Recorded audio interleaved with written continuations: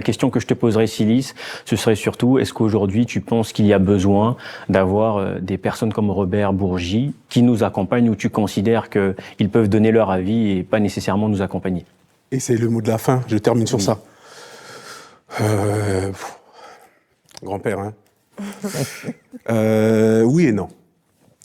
Les solutions sont en nous, il est clair. Le business, on doit le faire entre nous, c'est clair. Néanmoins, on n'a pas la science infuse, on ne sait pas forcément tout faire. Il faut qu'on ait l'humilité de dire que parfois, les autres savent mieux exploiter nos ressources, nos matières premières ou la technologie qu'ils ont mis en place.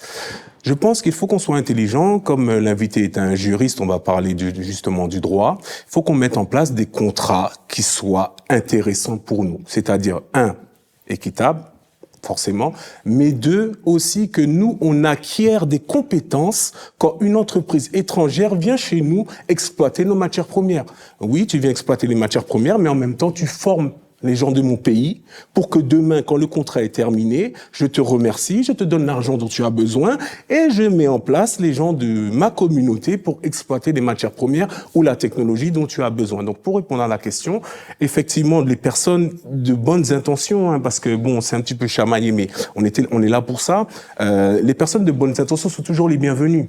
D'accord, moi je fermerai la porte à personne parce que justement dans la culture africaine qu'on a mis en avant, on est ouvert à tous, c'est Ubuntu et c'est réel, c'est un sentiment qui nous partage tous. Vous êtes tous les bienvenus. Néanmoins, on va faire attention à ce qui s'est déjà passé.